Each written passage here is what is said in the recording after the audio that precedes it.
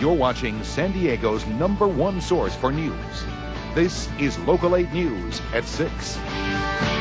Well, it's estimated only 6% of workers love their jobs. Also, nearly half of workers experience job burnout brought on by stress. Scott Hunter is hoping to change that with his new book, Making Work Work. He joins us now to talk about it. Scott, thanks so much for being here with us this morning. My pleasure. It's startling to hear that only 6% of Americans love their job. Yeah, and what's even more alarming is 83% of them say they hate their jobs.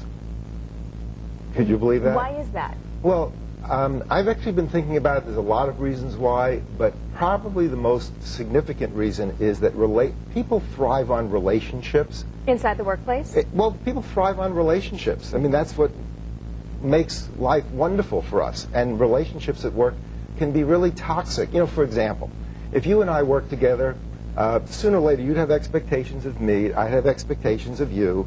Predictably, we're going to end up being disappointed. Are we going to talk about that most likely? Probably not. You know, so here's what ends up happening. I take my disappointment of you and I stick it over here in this little file. And guess what happens to the file? It gets bigger and bigger and bigger and bigger. Have you ever been in a situation where you said or did something and somebody exploded? Oh, and yeah. their explosion was totally inappropriate to what happened? You know, we call that file emptying time. See? So people don't know how to be in relationship. You go into some companies and the tension is so thick, it's like people learn to be polite with each other. Would you say it's more so office politics? Well, that's right. That's where politics come in. You know, you and I start, well, what are we going to do with that person over there? And people start gossiping and complaining with each other behind everyone's back, and before you know it, the sense of team goes out the window. So how do you make it work? Well, people have got to learn 3 things. If they would learn these 3 things, I promise you it would be dramatically different.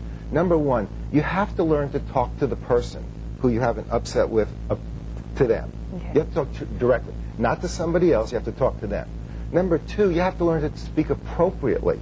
And number 3, you have to learn to listen when someone comes to speak to you. And when you say listen appropriately, that's always taking in what somebody says in a constructive way versus them just taking it as a form of criticism. Yeah, if I walked over to you and said, you know, I have something I need to say to you, what's your first reaction?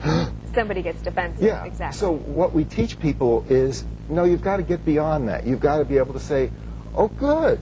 You know, absolutely. And then get over with you and listen with compassion to what you have to say.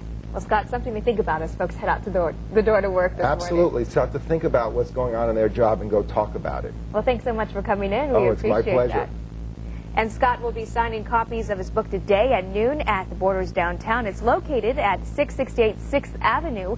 He'll also be at the Borders in Carmel Mountain Ranch on Wednesday, March 24th at 9 o'clock in the morning. That is located at 11160 Rancho Carmel Drive.